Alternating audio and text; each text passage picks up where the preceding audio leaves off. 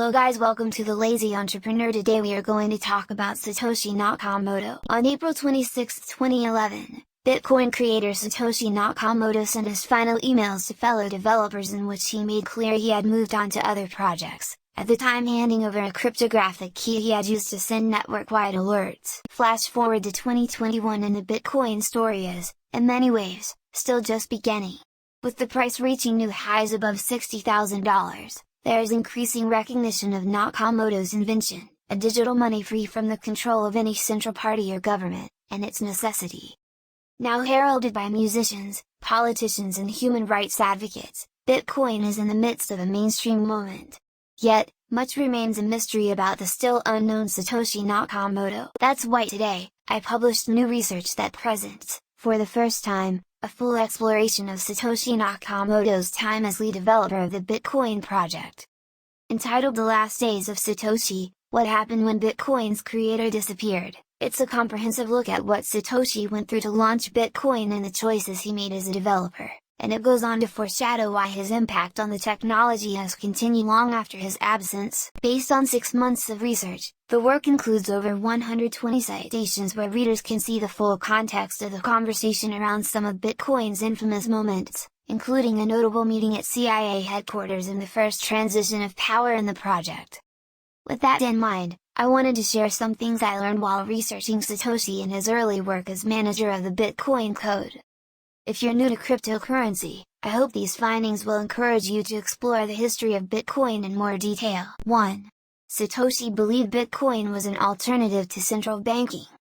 There have been a number of attempts over the years to rebrand Satoshi as someone who was only interested in disrupting banking or payments, most evoking their own interpretation of the news article etched in the first block of the Bitcoin blockchain.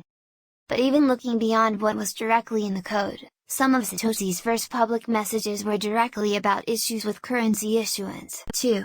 Satoshi was active behind the scenes after he left Bitcoin. Prior to this new research, it was known Satoshi's final message on the Bitcoin forums came in December 2010 and that he sent a final message to developers on April 26, 2011. What happened in between was less clear. Thanks to new emails provided by Gavin Anderson, a developer who collaborated directly with Satoshi and took over the project in his absence, this picture is now more developed. Indeed, there was some back and forth between Satoshi and other developers, most notably on how to handle the publicity the project was then receiving, among other technical issues. I don't think this piece gets us any closer to understanding why Satoshi disappeared exactly when he did, but my conclusion from the research is that Bitcoin had already outgrown the need for a single leader by the time of his departure. 3. Satoshi knew Bitcoin was a scientific breakthrough. I'm not sure exactly why I found this fact so odd, but I do. I'm talking here about a subpage on the original Bitcoin.org website in which Satoshi claims that Bitcoin solved the Byzantine general's problem, which he has since been widely credited with doing. It's somewhat startling to think that not only was Satoshi able to invent something genuinely new, but that he was able to contextualize the achievement so specifically. It proves he was well versed in the history of computer science and was able to define exactly what he had achieved, even if it would take the world some time to catch up. 4. Satoshi was really spooked by the idea Bitcoin could be compromised. I'll couch this one by making clear it is an assertion, though it's one I've become convinced of. I had known that the Bitcoin blockchain was exploited in 2010, and that this bug resulted in the creation of billions of Bitcoins that violated the software's monetary policy. I never expected to find that Satoshi was influenced heavily by this. Far from brushing off the incident as a one-off issue, it seems to have radically reoriented his actions and leadership. He became less collaborative with other developers, was more prone to making unannounced additions and updates to the software, and seemed overall to enter a few-month phase where he was obsessed with making the software more secure. I read the later part of 2010 as Satoshi waking up to the fact that Bitcoin was susceptible to attack and the remainder of his work as his attempt to stop a fatal exploit at all costs. 5. Satoshi ran Bitcoin as a benevolent dictator. Today, Bitcoin development is a highly collaborative process between hundreds of developers around the globe. When Satoshi ran the project, it was him and a few others doing most, if not all, of the work. Again, not that this is exactly surprising.